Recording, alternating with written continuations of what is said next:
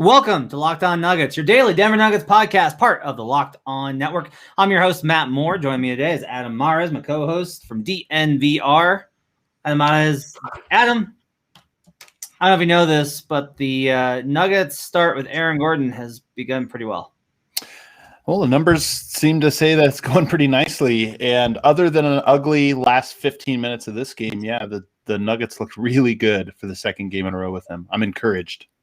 This episode is brought to you today by Locker Room. Locker Room is the first social audio platform made for sports fans. The app is free to download, and once you're in, you can talk with me, Adam, other fans, athletes, and insiders in real time about your favorite team or sport. We'll be hosting another Locked On Nuggets mailbag on Friday at noon, and you can join in just like the folks did last Friday. It was a great turnout. We really appreciate it. Helping talk to you guys again on Friday, joining on the conversation that you listen to here every day on Locker Room.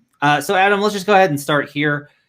I think that the parade should start at ball and then go down spear and then pull back down to the Capitol. Yeah. And then loop and come back the other way. But do you have an alternate route in mind?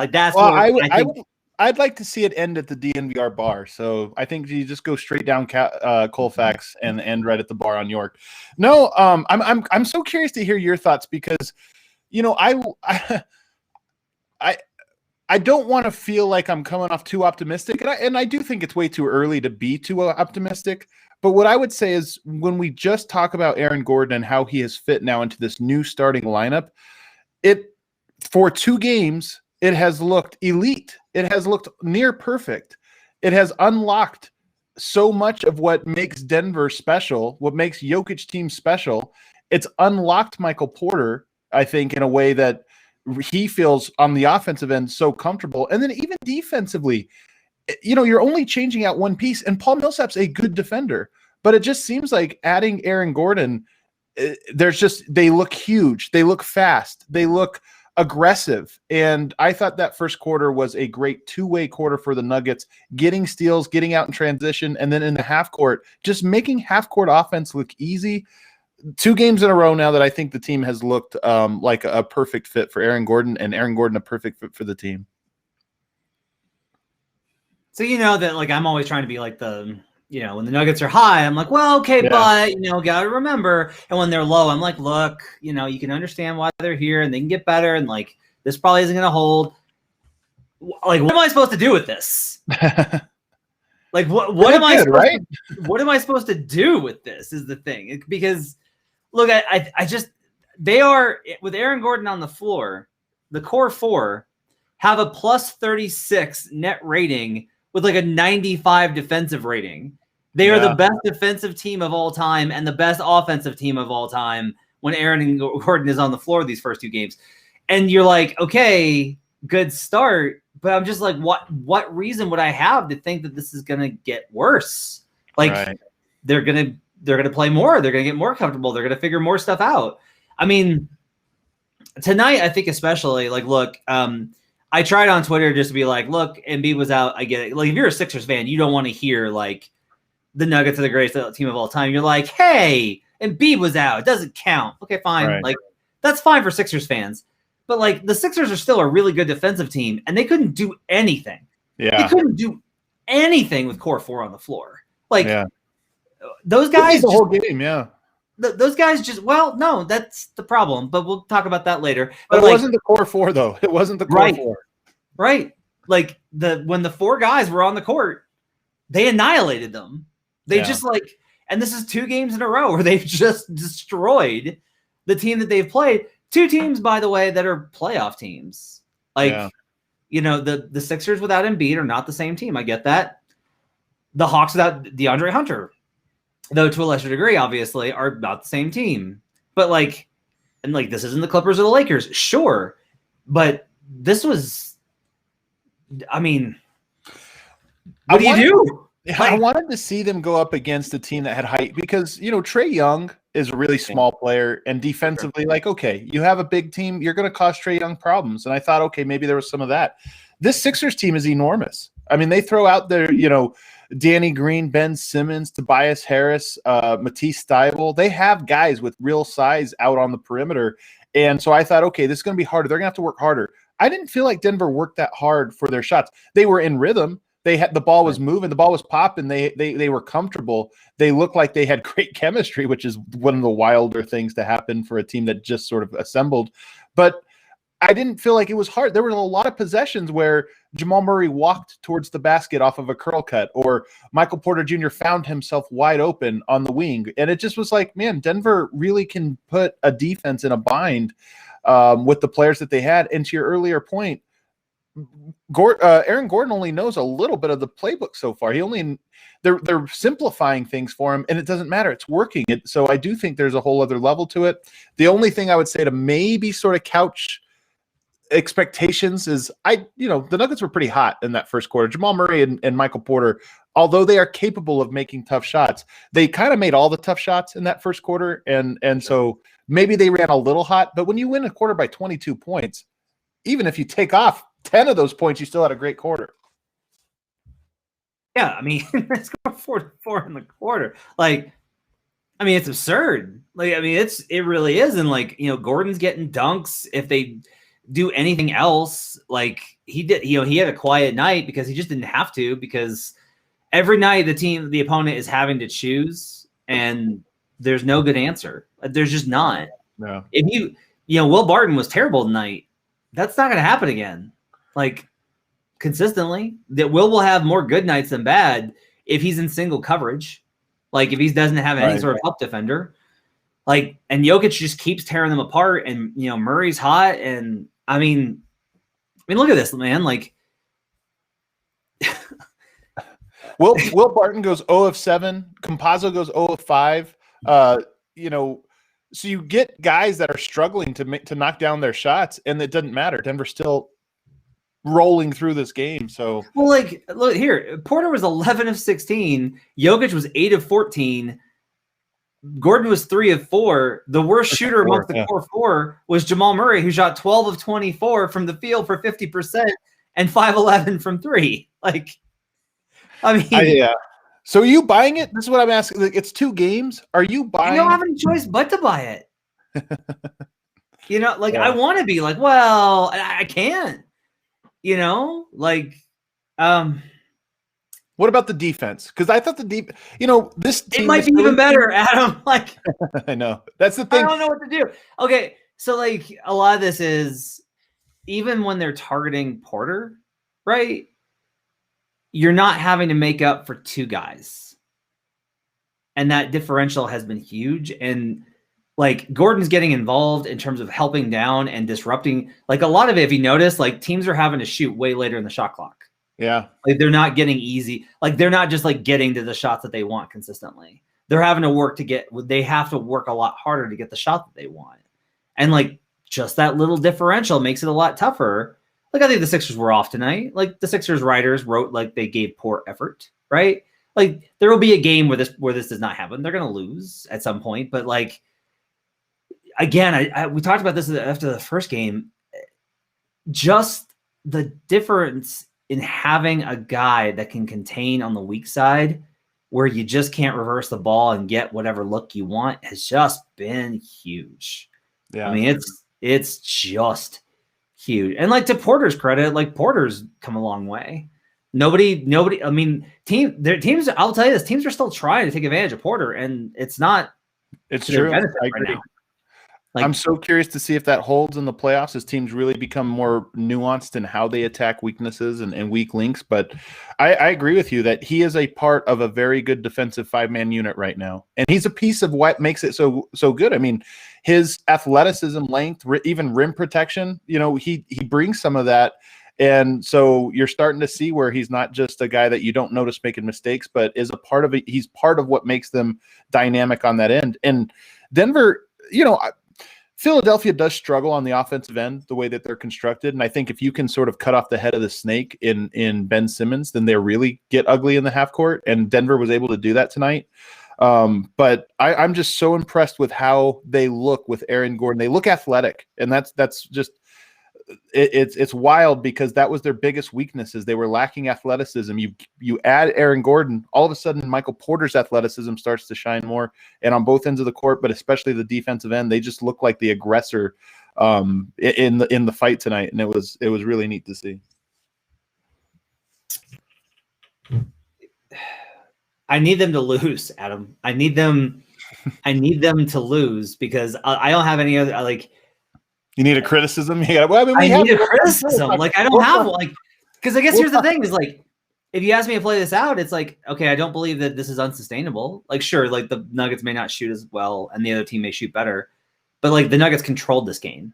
Like they dominated. Like the starters, plus 26 for Porter, plus 17 for Gordon, plus 20 for Jokic, plus 13 for Barton, plus 26 for Murray. Like when they were out there, they blew them out. Like they blew them out. This game was artificially close. It ended as a 9-point game, and there are some things I'm sure we're going to talk about here in the next segment of that are concerning with the second unit.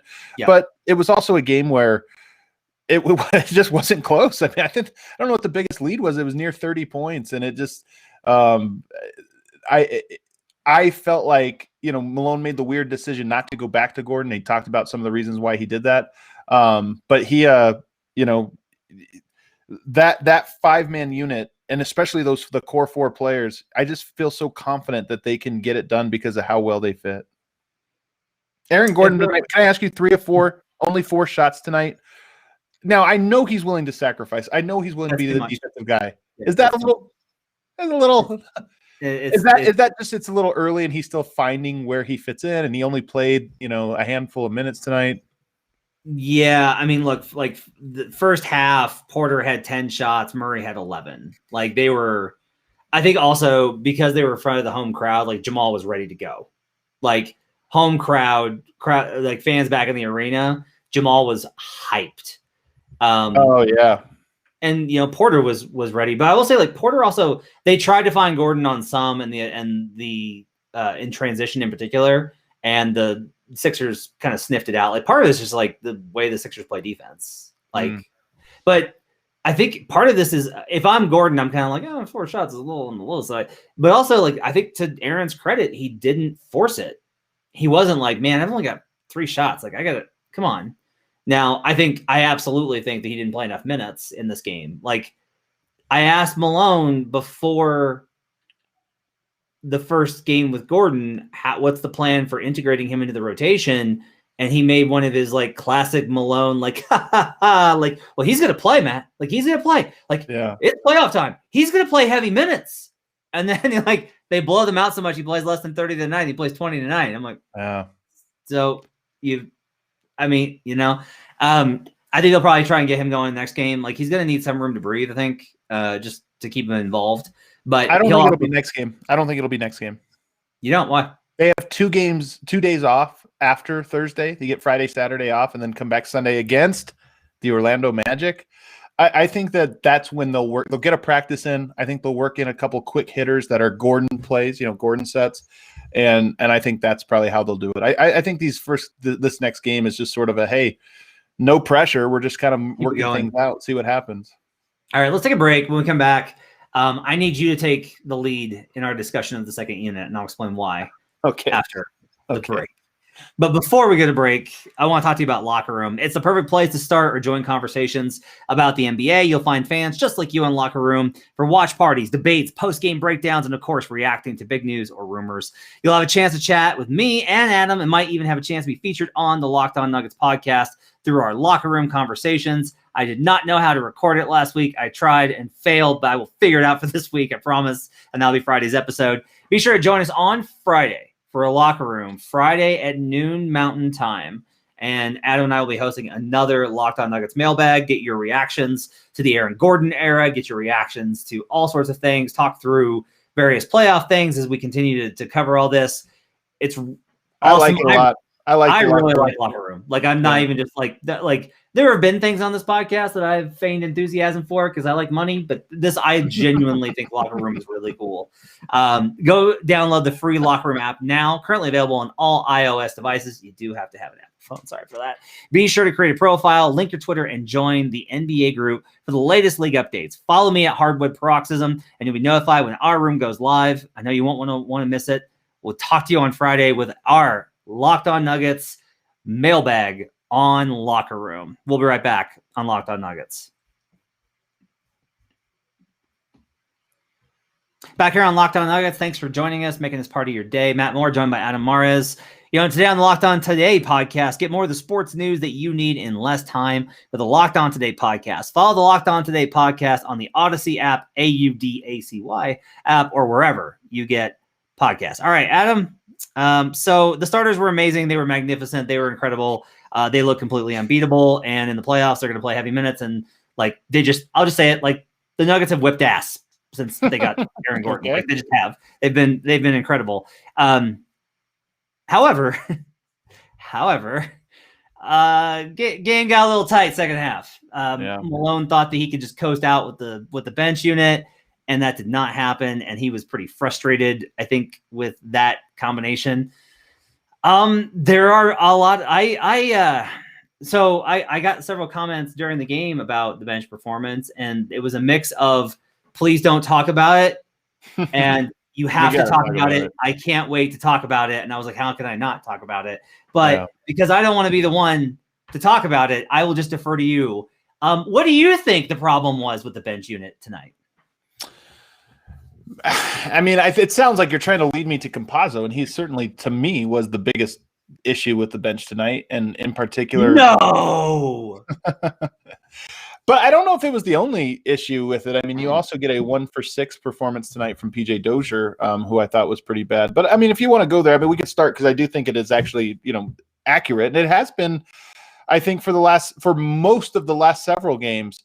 Not all, but most of the last several games. Campazzo tonight goes 0 of 5. All of those shots are 3-pointers, and they came sort of in a row down the stretch there where, I think Philadelphia just said, hey, we're not going to guard this guy from the 3-point line, and let's see what's going to happen. You already have a lineup that features, 2 stretch bigs, but 2 slow-moving bigs nonetheless. Feature PJ Dozier, who's up and down with his shot. So you already have a lineup that's, up and down. And then when you get Campazzo out there who, athletic teams, long teams and athletic teams, I think are going to give Facu really hard time. He go up against the Atlanta Hawks. He's got a guy his height. He can go out there. He's got a guy he matches up with, does a great job. You have a team in Philadelphia that's long and athletic. All of a sudden, he looks completely out of place and outclassed. And this was just not the matchup for him. And I'll just finish by saying, I don't know what Malone was thinking going to him down the stretch. That to me was the biggest mystery of all of this. Some of this is, I think Malone put him in a bad spot playing him in those crunch minutes when Denver was hemorrhaging points. Sure. I don't know why he closed with him. That was madness. I think he's trying to, I honestly, sometimes it feels like with Campazzo, they're trying to work their way through a problem so that he can be what they envisioned him to be. Yeah. It feels very much like Malone loves him and really was super excited about him and was all on board. And everyone in the locker room is just like, oh yeah. And they're all excited when he does something. And, everyone thinks it's really cool. Okay. There are these players in the league, and it's not just small dudes. There's big guys like this too. Boban's a little like this. Yeah. I refer to them as mascots, and it's not fair. But that's too far.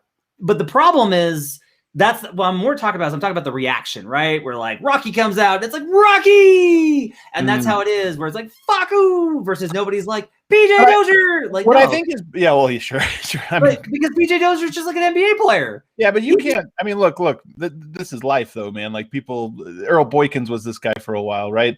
Sometimes he was great, but not always. But he was always the one that got the big ovation when he came out onto the court.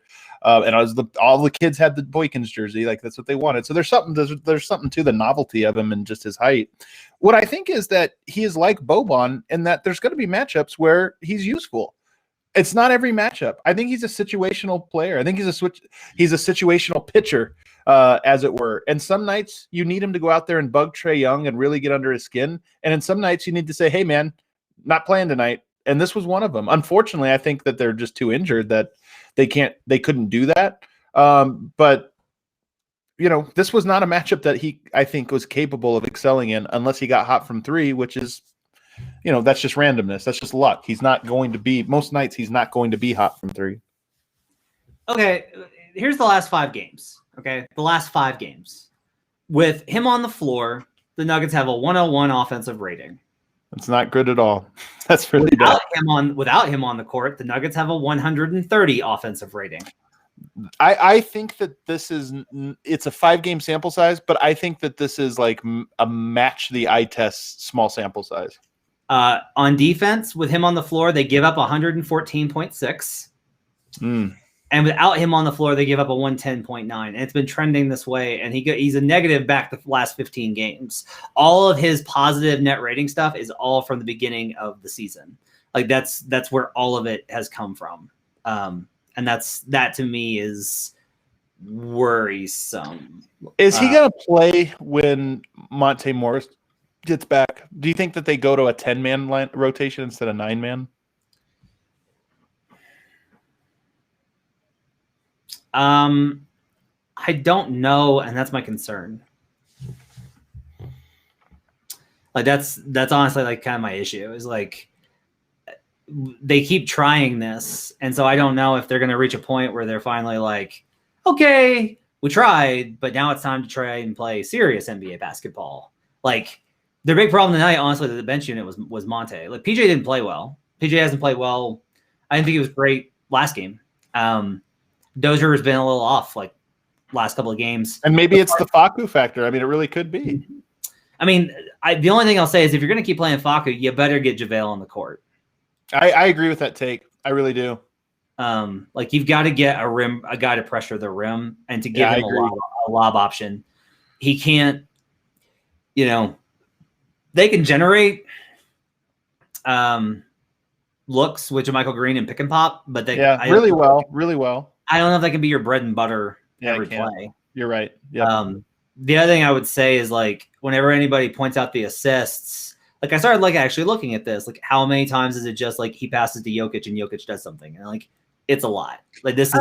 I'll push back on that. I think Facu does a very nice job with his setting up guys, but to your point, it is a lot of like that's not your bread and butter. That's your nice secondary thing, but that's not how it's working for that unit. The other thing, like you mentioned, Trae Young, like it like Campazzo is supposed to cause like a major uptick in damage here, and like the numbers were worse for Trae, but Trae still put up a 121.5 offensive rating when he was on the court, and still shot 50% when Campazzo was on the floor. Like it, I don't even think that in the matchups that favor him that he actually makes that much of a difference.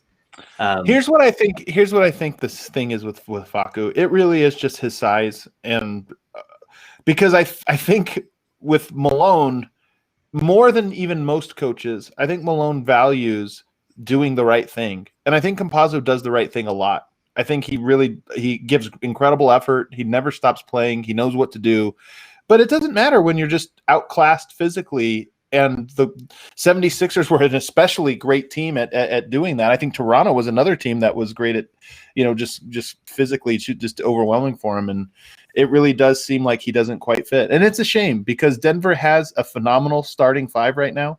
They have some incredible pieces behind that. Monte Morris, JaMychal Green. I think even Paul Millsap has shown lately that he still has a lot.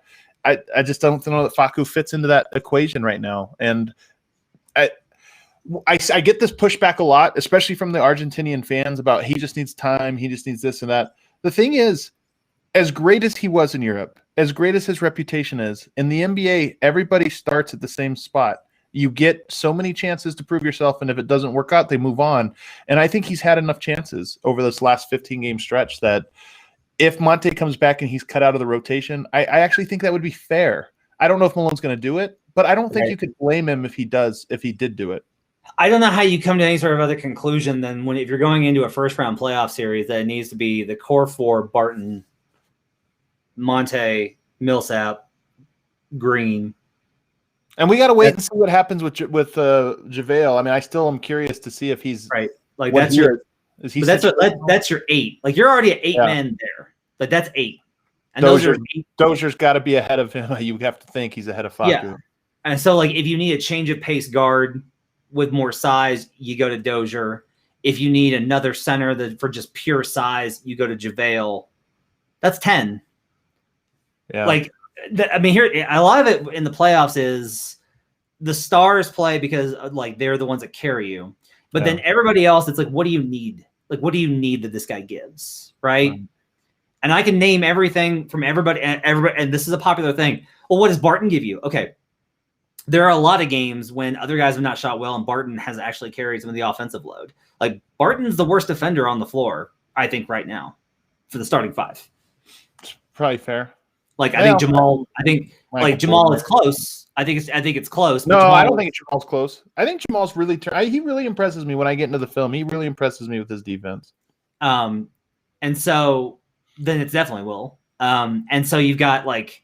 But even then, like I know what Will can do. Like he's a spot up shooter and he can shoot off the dribble. If Will runs pick and roll and you drop, Will is going to absolutely kill you with mid range. Like he will absolutely ease himself. He's just a threat to do everything. And even if he's not great at it, the Nuggets can make it just so that he keeps you honest in every way. Monte's a stabilizer. JaMychal Green is spot up threes, offensive rebounds, like toughness. Paul Millsap is like brute strength, smart play, good passer, good defense. Like there are things that they all give. I just at this point I do not know if you are the Nuggets. What are you looking for and being like, here's what we need, and we've got Facu to give it to us. Like I don't see that. Yeah. It's unfortunate because Denver. You look at that roster, and the one thing they're lacking that I think would really because the second unit can look really good. It looked good in the last game, and there were moments in the first half where I thought it looked pretty good as well. They need one more shooter, and it's just if you could swap a Facu Campazzo out for one more just sort of reliable guy that knocks down his 3, I think that would be more in line with what they need to make their roster complete. But they don't have it, and I'm real curious to see. I don't know that Monte will play this next Thursday. It sounds like Sunday he'll be back, and I'm curious to see what the Nuggets look like when that happens. I just think it's insane. I just looked at the last 2 games. So in the Gordon era, right? Like in the minutes that Campazzo's not on the floor, they have a 134.5 offensive rating and a 91.8 defensive rating. That's crazy. And it's not to say that like they have that because Campazzo's not on the floor. It's more to comment like how is it that they are absolutely destroying teams except for the minutes that Campazzo plays. Right. Like that to me I think is pretty concerning because even when you get into like even PJ Dozier, like the offense is bad, but his defense is pretty good. Like they have a 105 defensive rating when he's on the court. Like here's one last defense I'll give of Facu. I think that you can construct lineups around him that are very good that really work to his skill set. He's not good enough for you to do that though. I mean, like if you could put out JaVale McGee and Michael Porter and another spot up shooters around him and say, okay, this is good, but he's not good enough to do that, and Denver doesn't have the pieces to do that. So it's interesting. It's unfortunate. You get to take your victory lap. I don't know. Don't make me feel bad. Well, I think but what's funny is I do think that the I don't want to say consensus because there's still obviously a lot of Facu stands out there, but I think a majority of Nuggets fans have sort of arrived at this point where they're like, you know what, tried it, didn't work out. So many things are going well. Let's figure out how to make those things work better. It's tough because I started as just like I was just trying to like troll TJ McBride. Like that was just like the starting points. I was just like, and you were so excited, and like everyone was so excited, and I was just like, well, let's see, like let's wait and see. He is really small. Like let's wait and see here. And then like I saw him and I was like, oh, I actually don't like I do not think he fits on an NBA court. You got to be able to shoot in the NBA, no matter if you're a regular sized person. But if you're an undersized person, like you're really starting from a really, really tough hole. Because here's part of it. Like JJ Barea was amazing. Like, and this is gonna be a weird phrase I'm about to use. Try not to laugh.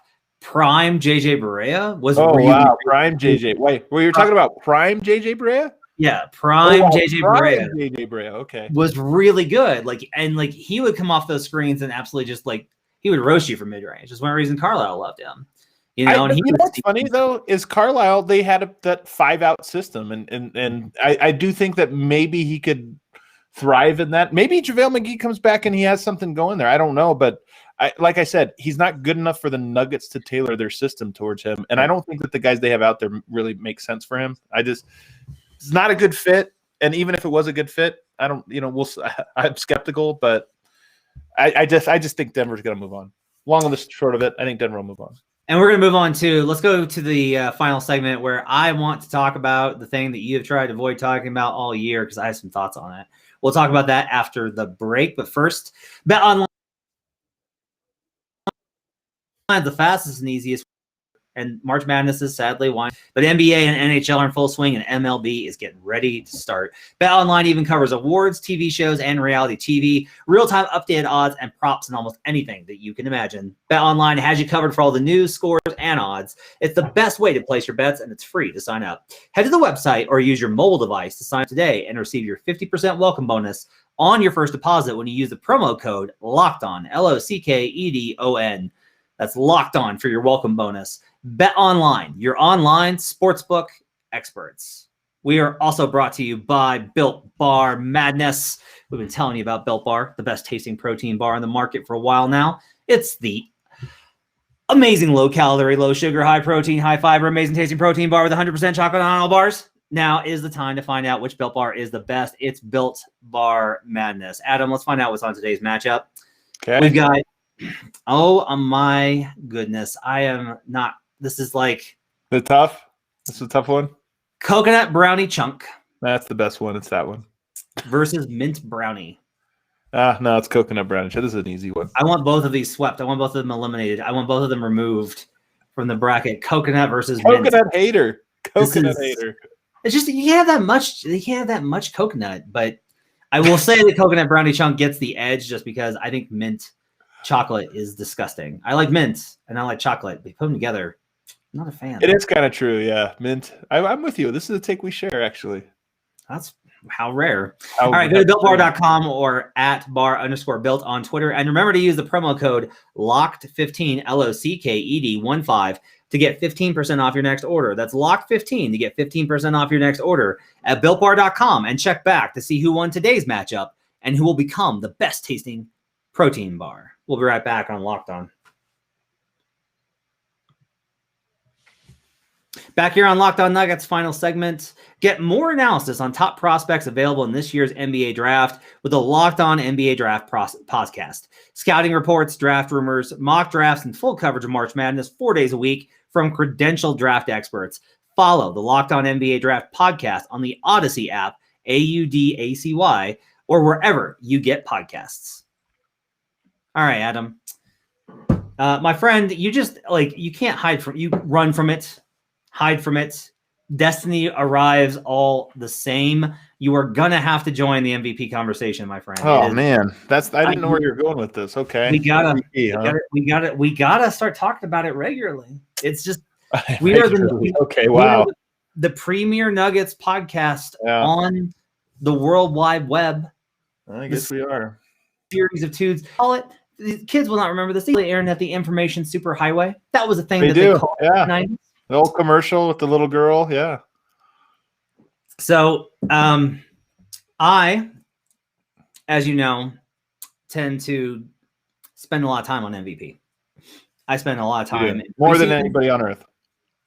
I spend a lot of time in preseason. I start talking about it early. I get really annoyed when everyone's like, why are we talking about MVP? It's too early. Why are we talking about it? I'm like, you're going to forget how good these guys were in the first months of the season, and those count just the same amount as the last months of the season, if not more, because at the end of the season, teams are going about 50%. Really bothers me, Adam. Really, the recency bias bothers me a lot. To that end, so I've resisted. I've had him beat up there. I think winning is paramount. I've always said winning is paramount. I think the whole point of professional sports is money. But beyond money, it's winning. You play the games for competition. It's professional competition. And so winning's really important. Joel Embiid may come back in the next week to 10 days and may finish out the season really strong. And the Philadelphia 76ers may get the number 1 seed. LeBron James may come back with a month to play. That's entirely possible, right? There's 49 days left. It's possible he misses another 19 days and still gets back for the last month of the regular season. And in that case, he can definitely help the Lakers, make another big run and show how he's so great. And he'll pick up a huge chunk of the votes. But I have resisted this in part because I'm in a tricky spot. People outside of Denver literally think I'm a Nuggets fan. Right. Like I've had people be like, "You're a Nuggets fan, right?" And I'm like, "Well, no, actually, I like the Grizzlies." And then I have people in Denver that think I hate the Nuggets, right? Because I'm critical of them. I'm ready to say that Nikola Jokic deserves to win MVP, needs to win MVP, and I do think the matter should be. It will not be, but the matter should be closed. I'm ready to say that. Wow, closed. I mean, there's still 25 games to go. There's just a lot. There's a lot. But there is a third of the season left. There is roughly 35% of the season left remaining for most teams. Okay. Yeah. Even if the other candidates played absolutely bonkers, lights out, incredible, it would take Jokic absolutely bottoming out, which we have no reason to believe that he will, provided he stays healthy, knock on wood. I don't know what the argument's going to be. I just don't. Like, provided that the Nuggets finish with a top 4 seed, which at this point I have to think is likely. They're a game behind the Clippers now after the Clippers lost to the Magic before the Nuggets play them on Sunday. I've just jinxed them. You're welcome. Jokic, he's played every game. He's played heavy minutes. I think that's important. He's lifted up the team. I actually ran it's funny. I ran the numbers the other day after I had a call on Monday. I had a call with my Action Network colleagues when we were talking about MVP. And after I was just like, I'm going to do this because I do this regularly. So I pulled the stats and I just said, for your consideration, I just posted the stats of all the major candidates. And at this point, the candidates are Embiid, LeBron, Jokic, Dame, Harden. That's a 5. It's really honestly not that close. Like, that's the surprising thing is like it's Embiid's scoring more, but Jokic is shooting better and has so many more assists and is a great rebounder. And all of his advanced metrics are insane.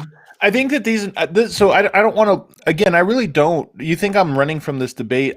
Part of why I'm running it to it is because I just see how it's semantics. I see that people are arguing because they have different criteria or different like things they like and this or that. But one thing I want to say is, this is a really good defensive team that the 76ers have. And it's not because of any one player. They have a lot of really good defensive players. And I think one of the things that people like to throw when they compare Embiid and Jokic is, well, look at Embiid. He anchors this incredible defense. He's gone. Their defense is the exact same. Hasn't taken a dip at all. In fact, even tonight, Denver, 101 points, but they worked for it. So I just wanted to make that one little caveat because I'm such a big believer in players can have a huge impact on your defense, but even all teams, it's really more about the fit of those players and how they come together. I think Aaron Gordon is making the Nuggets starting lineup look like they're incredible defensively. Barton, Murray, Jokic, Michael Porter, these guys, we thought they were right next to being a 95 defensive rating 5-man unit. No, but sometimes pieces come together and it all works. And there's just no nuance. That nuance is always lost on the defensive end for whatever reason.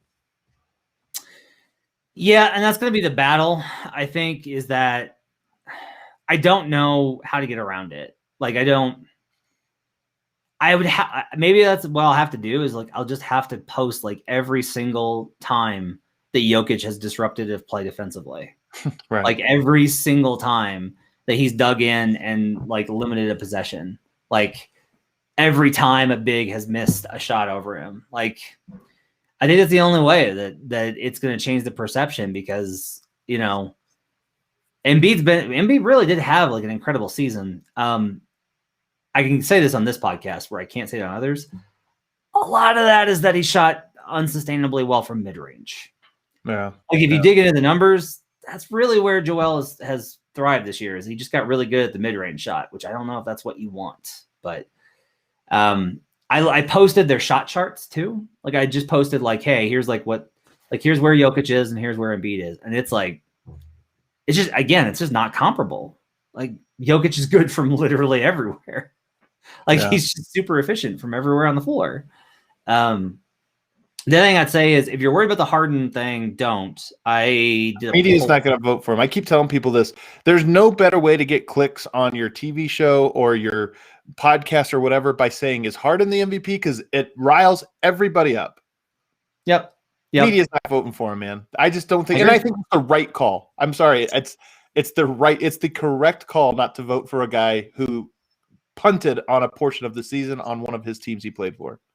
I have a teaser. So next week on Action Network, we're going to be posting a whole day of debate about Harden. And in that, you will have the results of a straw poll that I conducted about the matter, not about the vote for MVP right now, but just specifically about Harden and whether or not his time in Houston will impact the vote. And let's just say you won't be surprised by the results. I won't be. I will not be surprised. I've been telling people this as they're all like, they're going to give it to Harden. I said, guys, there's no better way to get people excited than to say this, because everybody has a take on it one way or the other. The one thing I want to say about the MVP, though, there's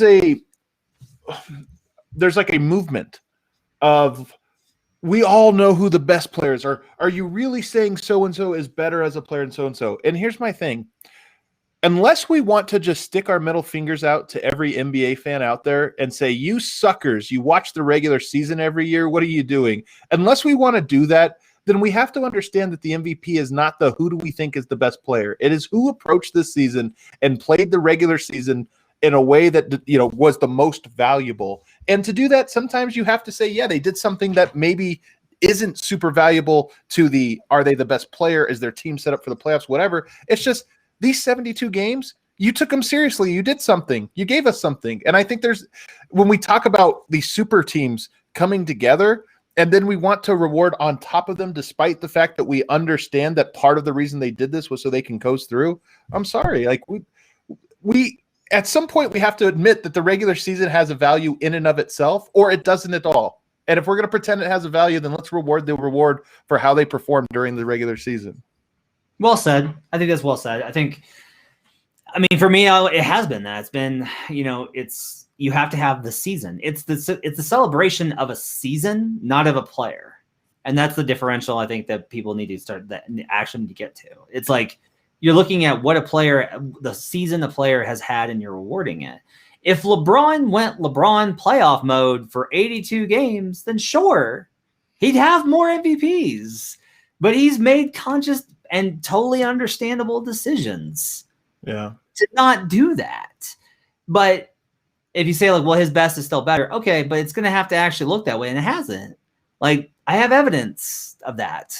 Like, there's actual evidence of that. And I still fully expect, like, I have Lakers-Nets finals matchup tickets. I bet that. Like, I think that's probably going to happen. They probably will. I mean, yeah, it probably will. But that doesn't change, like, what we've seen. And I've kind of come to the conclusion that I can't put off.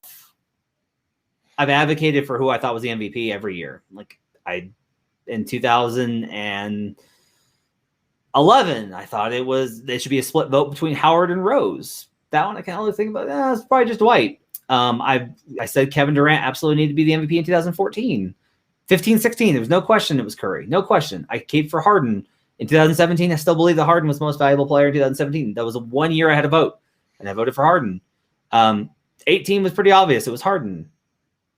On and on and on and on. I can't shy away from, like, this argument anymore just because I cover the Nuggets. I just gotta have to take, like, the slings and arrows, because I do firmly think now that Nikola Jokic is the most valuable player. Yeah. He's been incredible. I'm curious to see, though, Matt, you look at his score. I mean, he actually ended up with decent numbers tonight, because he did have, 21 points, 10 rebounds, 5 assists. That's pretty good. I mean, it's below his standards, but it's pretty good. I am curious to see if Denver goes on a roll and they start playing like this, and his numbers go down just because why not? Everybody's scoring so balanced right now. I do wonder if Denver's going to get to that point where they climb to the 2 seed, maybe the 3 seed, maybe the 2 seed. That's what everybody said, but his numbers drop. And I wonder if people say, yeah, but I don't know. If you look at the back half of the season, he wasn't averaging that many points, and you get into the lose-lose situation. I just wonder if we're I will say this: people are going to find reasons to tear him down. That's pretty obvious. I think. I I've said this consistently, and I do believe it's true. Like for a lot of voters, it's going to have to be unquestionable. Like if they have the opportunity to vote for LeBron, a lot of them are going to vote for LeBron. If they can justify it anyway, they'll vote for LeBron. And for some of them, it's only LeBron or Embiid, and they will do whatever they have to block out the rest. But you know, I do think he's got such a gap, honestly, Adam, and like he's gonna have enough big games. Like, yeah, he might have like a dip where he doesn't have as many consistent 25 plus, but he's still gonna have nights where he's like 35. He's still gonna have nights where he scores 30. He's still gonna have nights when he has 15 assists. Oh, teams will start picking their point. I mean, Michael Porter has one or two more of these games. Teams are gonna say, okay, stay home, and then Jokic goes off for 35. So yep. There will be a cycle here. This is the last thing I want to say about it, because people think I'm lying. I care about the MVP because I have money on it. I want to win my MVP bet. But outside of that, like there's negatives that come with Jokic winning the MVP that concern me as well. And that's why I say, like, whatever happens, I don't really care. I want people to appreciate him. And here's one thing when I talk about the regular season, here's one thing I hope we can appreciate. I think that part of why Aaron Gordon is fitting in seamlessly is because the culture that the team has, and I think it starts with Jokic, at least from a basketball perspective, is so strong that a guy can come in here and say, Michael Porter is starting to sacrifice and starting to understand, hey, I'll be part of this system too. You know, Jamal Murray could score all these points, but he's part of a system. Aaron Gordon, I think he fits in. And I think there's something to that, because I hear all of this praise starting to go to most recently Kevin Durant. He understood that it took others to get a championship, and I respect him for this. And I'm thinking he's taken. There's a difference between saying I want to team up with guys and a difference between saying it's going to take others. How do I build up these guys to be those others? And it used to be we all thought that. And look, sometimes it is a fool's errand. Sometimes it's like, hey, these guys just aren't good enough for me to even elevate them.